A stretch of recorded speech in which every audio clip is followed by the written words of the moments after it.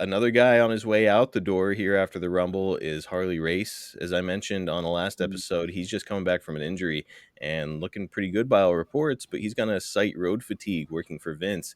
As a reminder, we're talking about the former NWA traveling world champion Harley Race, Yeah, and he's saying that he's citing road fatigue with the yeah. WWF. I mean, that travel schedule must have been fucking brutal if he's throwing in the towel, Oh, right? it was brutal, man. I mean, you woke up in a different city every day, man. You know, and the first thing you did when you woke up was get your ass to the airport.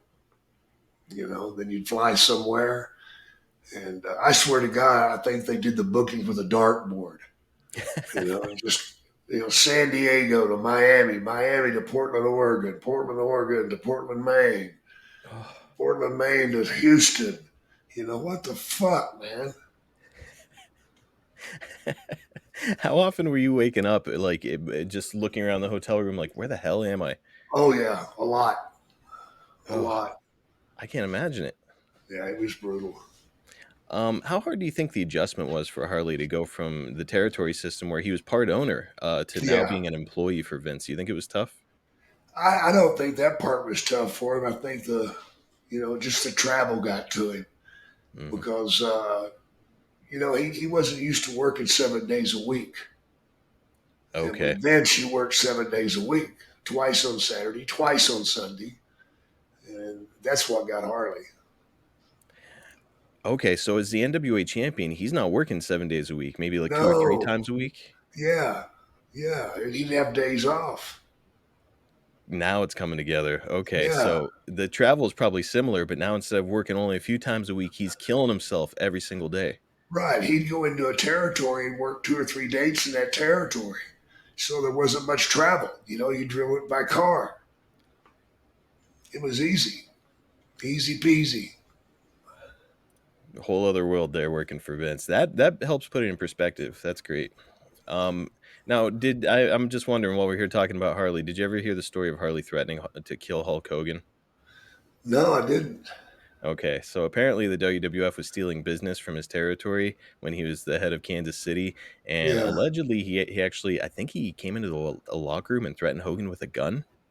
or no shit. I, I'm gonna have to check back in on this story because I don't have the full thing here in the notes. But yeah, apparently I don't know why he decided to come after Hogan with a gun. Probably Vince was the better answer, but you know, Yeah, I guess if you can't get to Vince, his top draw is a decent way to go. yeah, yeah. I mean, that would certainly change things up.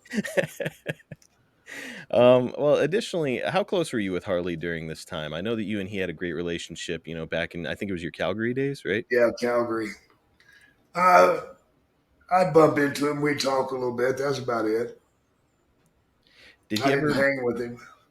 like voice his opinion on this new presentation in wrestling? Because it is light and or night and day from what he was doing previously in his Oh career. yeah, yeah. He spoke up a few times, but it was sad too. Because you look at a guy that went out there and really did the tough work. 90-minute matches, 60-minute matches every night, and really did the groundwork. You know, and you look at it, and here he's done that his whole life, and now all of a sudden he's jet airplaning around and doing half the work in the ring. Hmm. But the hardest part was the travel. That was what hurt you. The Was the travel, constant travel. I can't imagine that he was like crazy about the King Harley thing either, because he was just, I mean, he, as you said, he used to be like the 60-minute wrestler guy, and now he's Tough here guy. as, yeah, a character. Yeah, yeah, yeah. He did. It put a nasty taste in his mouth. I'm hard to blame him. I mean, this is right when the territories are getting ready to die, and Yeah, he's a territory guy now, being forced into a kind of a cartoon role to continue his career. It's like, yeah, I don't necessarily blame him for wanting to hang it up. yeah, Well, he's gonna finish up at the Royal Rumble, losing his title to Haku, making Haku the king. By all accounts, Haku is a certified badass, but so is Harley. Jake, hypothetically, fist yeah. fight. Who wins the fist fight? Haku, What about young Harley Race? Not Harley at this Haku, point. Any era of Haku. Haku. The moment he was born, Haku. He actually gets into legal trouble stemming from him biting off a guy's nose at this Yeah, time as well. I know. I was there. You witnessed him biting a I man's nose off? witnessed it. I witnessed it. Do you finish your Uh, drink or just leave the bar? I got a beer. Oh, You you were know, like, "Let's have a show." I was like, fuck, I gotta have a beer after that shit. Yeah, to try to wipe that from my memory. Yeah, man. I mean, is it like you can like it's a weird question, but like just Oh, what, he like bit it stomp off, it man. in? There was just two holes there. Oh my god. He bit the whole fucking nose off. And like the night doesn't come grinding to a halt. You're like, "Holy shit. Okay, I'm going to take a beer." Yeah. Hot nose, you're in trouble.